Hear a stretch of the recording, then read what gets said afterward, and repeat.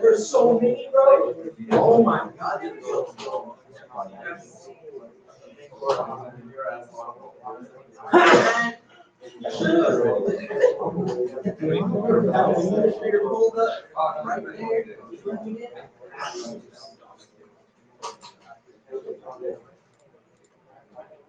Yeah, that's from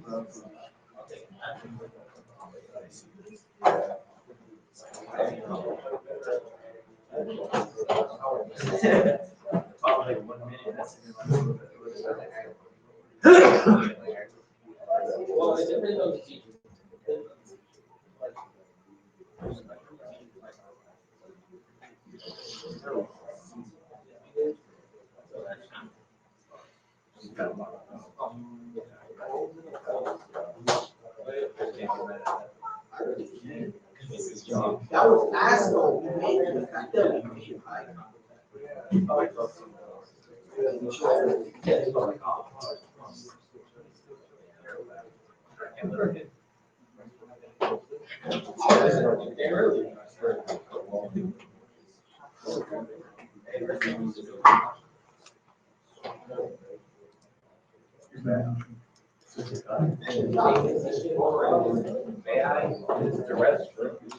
Somebody's already in the bathroom right now. So when they come back, you can leave.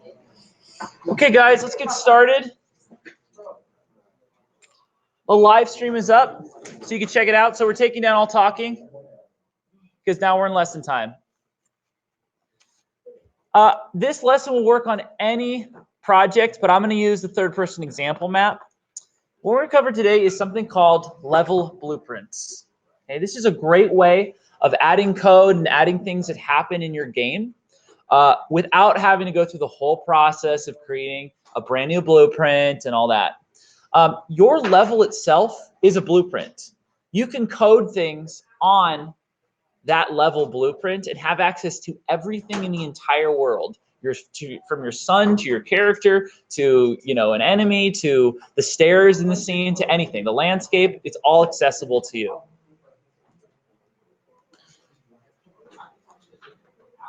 So guys, unless you have a question, you shouldn't be talking at all. Back there, Trey.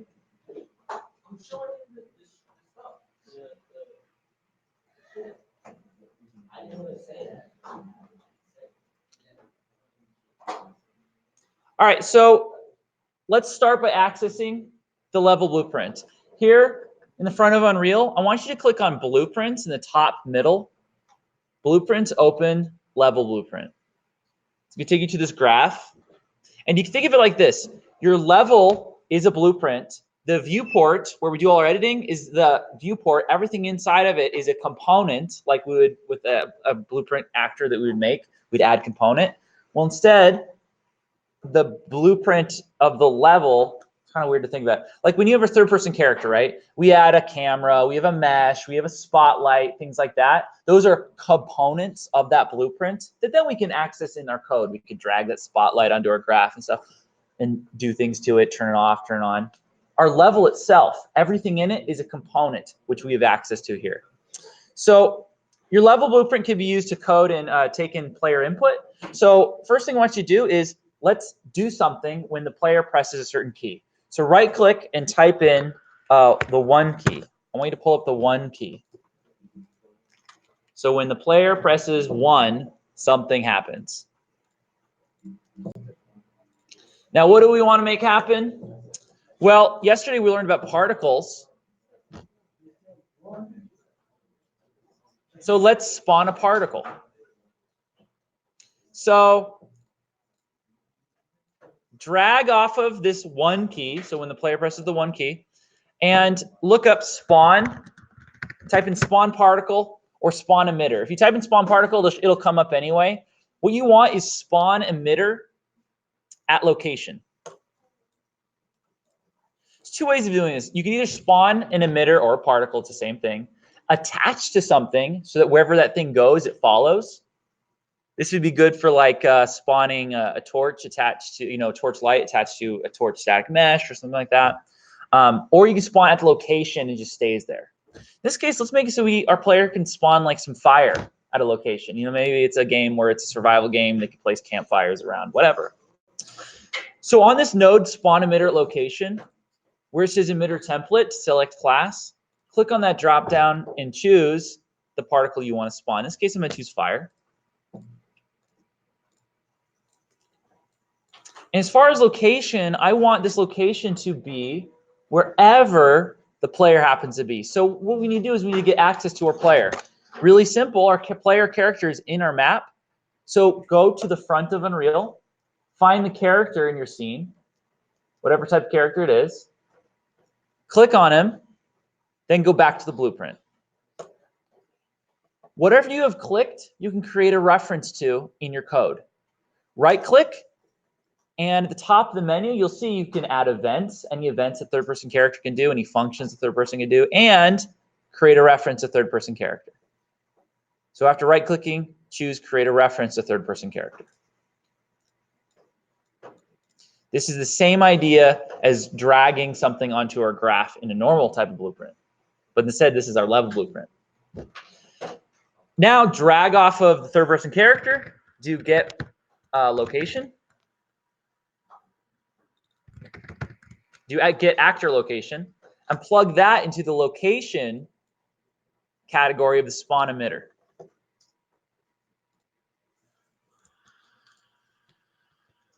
And hit play. Hit play and press 1.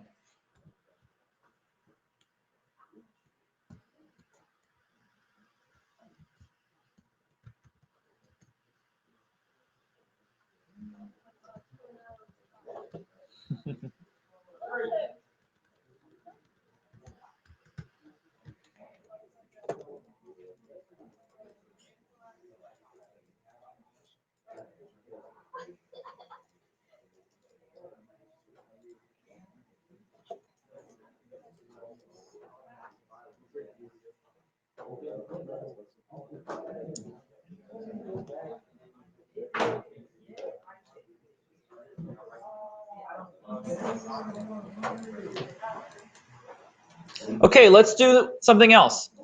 Back on our level blueprint, I want you to look up the 2 key. Look up the number 2.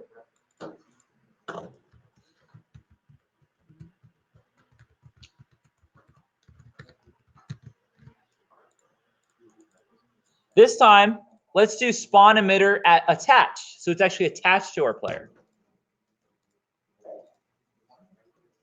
You can copy and paste this code by dragging a box over it, left-clicking and dragging a box to highlight it all. But delete the spawn emitter location for this one, and instead do spawn emitter at, spawn emitter attached.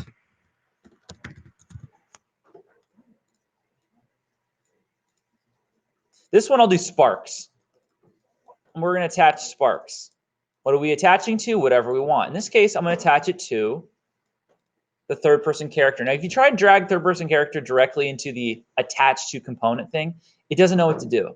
It needs to attach to a component of the third person character, which could be anything the third person character has. In this case, why don't we just do the mesh? So dragging off of third person character, do get mesh. And plug that mesh into attach to component.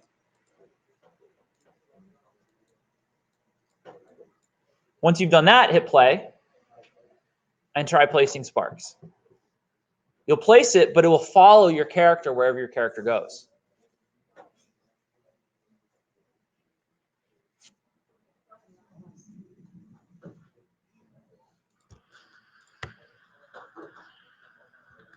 See that? I spawned sparks, but now when I move, it follows where I'm walking. Just kind of cool effect.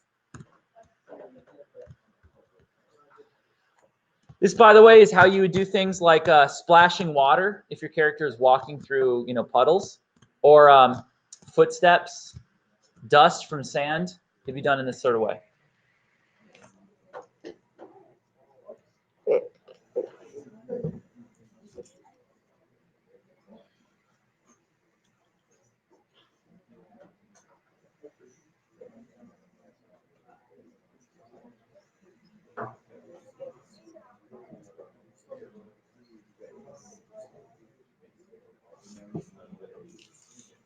And remember, this code is up on the live stream too, so if you need to copy it, you just look at that.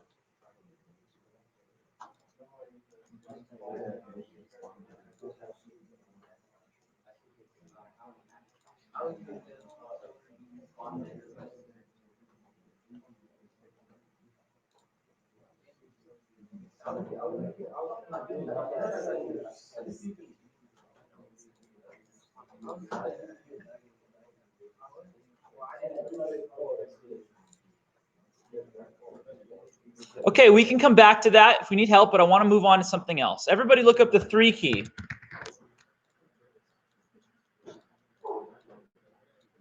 Pull up the number 3 key. Let's do something really simple. Let's just delete something in our world when the player presses 3. So in this case, I'm going to choose my stairs. So I'm going to say, hey, when the player presses 3, we delete the stairs.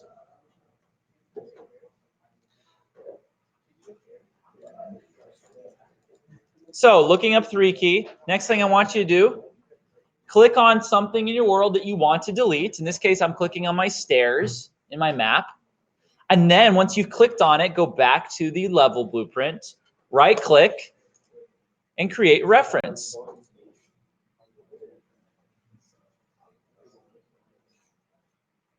Now that we've created a reference, what's the node for deleting things? Yeah, that's right, destroy actor. So drag off of your stairs the reference you created and do destroy actor. And plug that into number 3. That one's simple. That's all you got to do. So try and hit play and see if you can destroy the thing that you plugged in.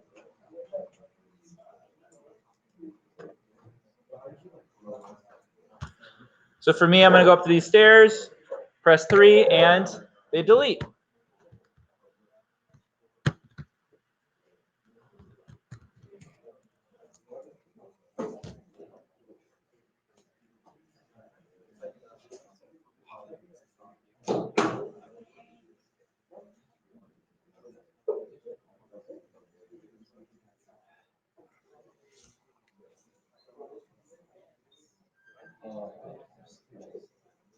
Okay, go for it. Go.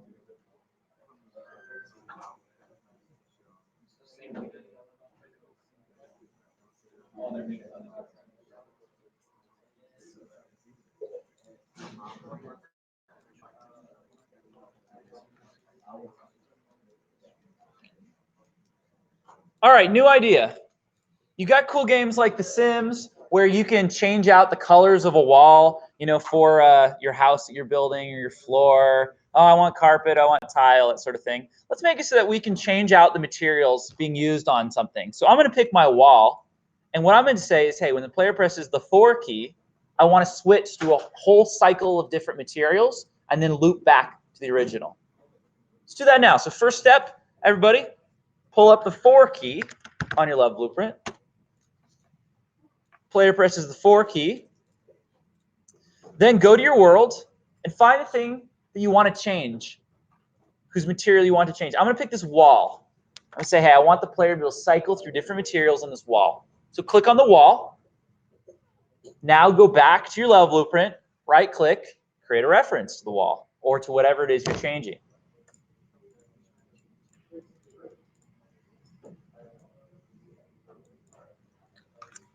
So click on the thing you want to change, go back to Level Blueprint, right-click, create a reference to it. Now you can pretty much guess what's going to happen next to the wall. What node are we going to look up?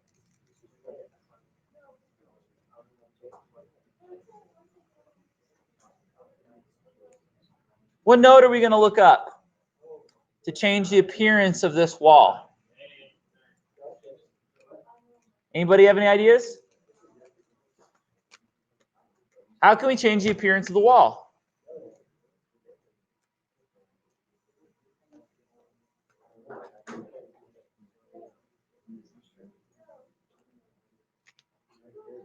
Somebody give me a suggestion.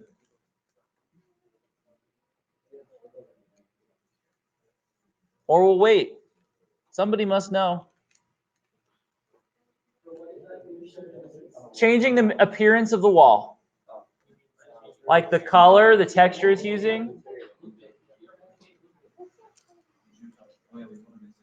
What's the node we're looking for?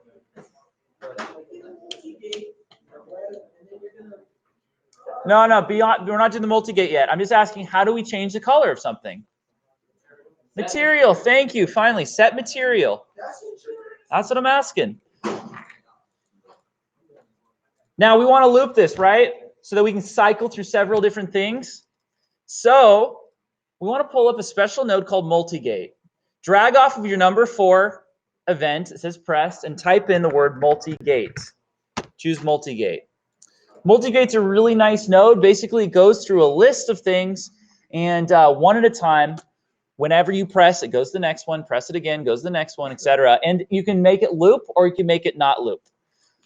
Once you pull up multi-gate, make sure you check mark the thing on it that says loop, so that it loops. So when it gets to the end, it starts back up at the beginning the next time the player presses it. For the multi-gate, you can do things like add a pin. I could add multiple pins. Where it says add pin, click that. I'm going to click it twice so that I have 4 pins, which means I can change the wall 4 times. I'll change this material 4 times.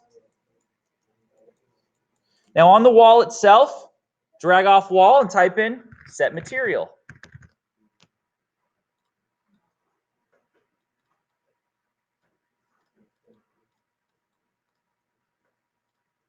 And choose the material that you want that wall to be. I'm going to do brick for the first time that 4 is pressed. And plug in the multi-gates out pin into the front of that set material. And then just copy and paste 4 times for the rest of the different material changes.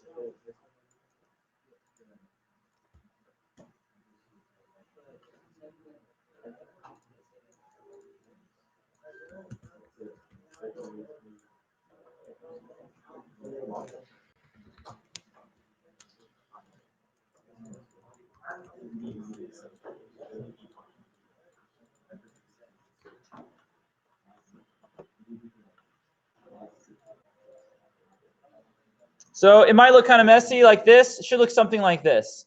I'm setting the material as something different every time that out pin comes off the multigate. But that's what your code should sort of look like.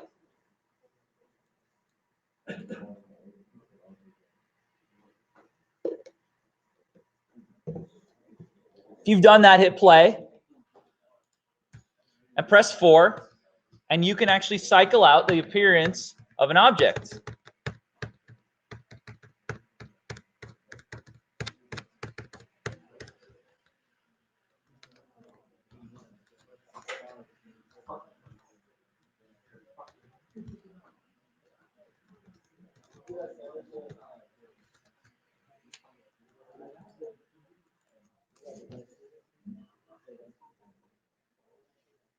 So again, look at the live stream if you don't know what to do as far as the code.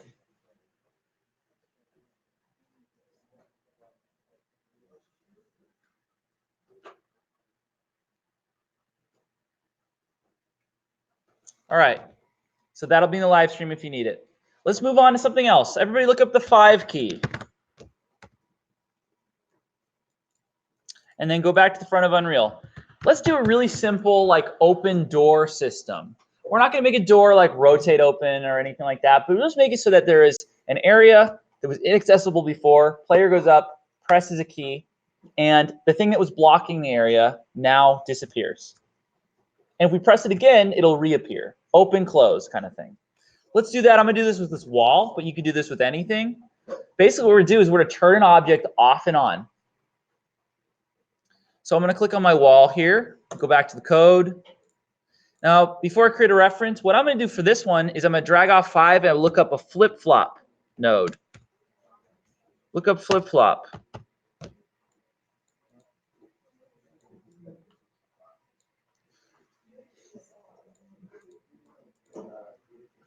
Flip-flop's like the multigate.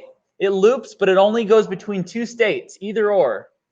It goes between A and B. It's like a toggle.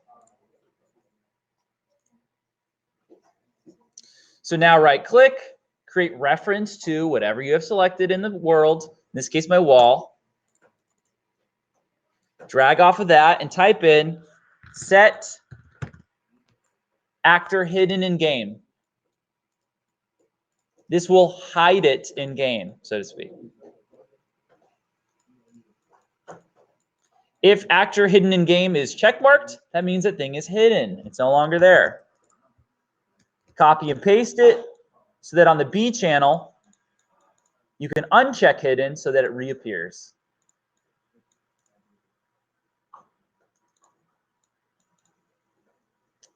Now this will hide it, but the static mesh's collision will still be there. So I would drag off that static mesh or whatever it is you have selected and set the collision enabled. Set actor enable collision. I'd set that to be off as well whenever it's hidden. And then I would set enable collision to be true again once it's done.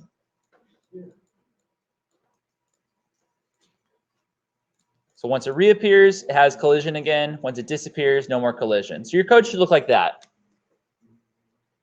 Once you've done that, you can turn something on and off.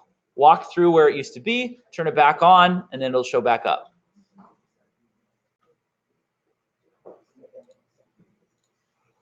Let's try it. Go up here. Where's my wall? Boom. There it is.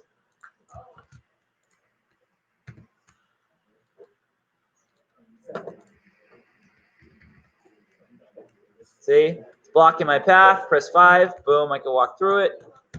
Awesome. Awesome. There we go.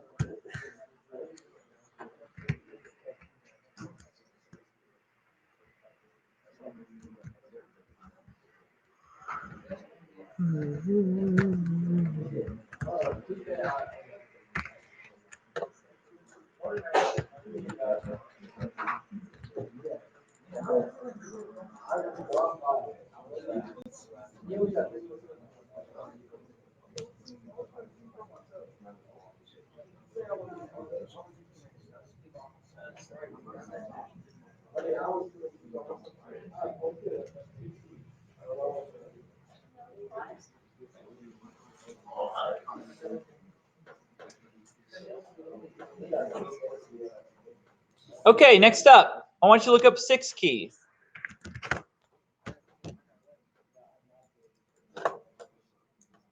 We've been removing actors. We've been hiding actors. How do we spawn an actor? Introduce an actor into the world. Drag off number 6. Type in spawn actor from class. That's the node for spawning new things into the world. First thing where it says class, select the thing you're spawning. Could be anything. In this case, I'm going to do a third-person character. We'll spawn another character. Where it says spawn transform, you have to drag off of that and choose make transform. A transform is the location, rotation, and scale of something.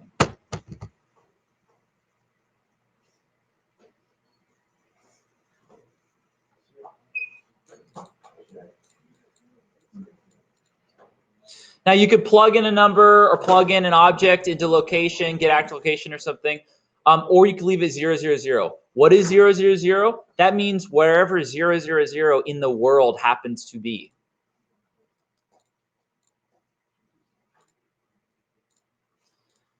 Because that'll probably mean that he'll end up in this like furniture over here from my map, I'm going to spawn him above. I'm going to put X0, Y0, but for Z, I'm going to put 1,000.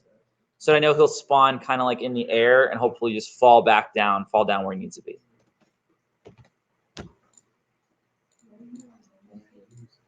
Yes. All right, press 6 if you coded it like that and see if you can spawn something into your world. Oh, and I did, but he's not falling. But I can spawn many floating people.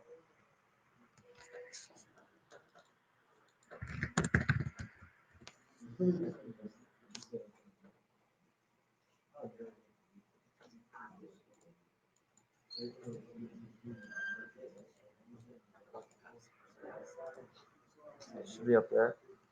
The blue pass is there. I'm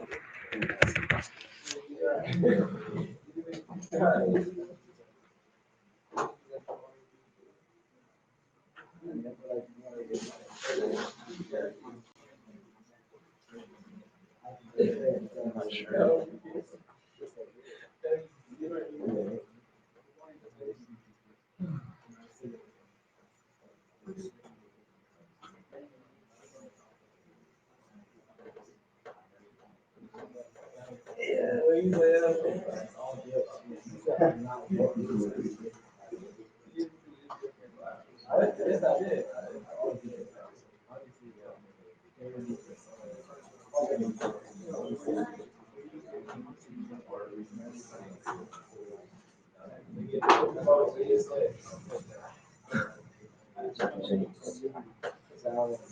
Now I'm just going to make this a new standard pass.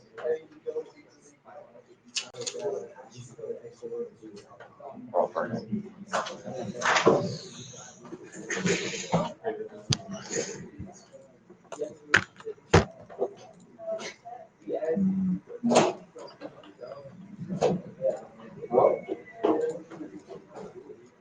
Okay, so we've done numbers 1 through 6. I'd like you to do numbers 7 through 9 and come up with your own things that you can do in the world. So what's going to happen when your player presses 7, 8, and 9? You decide.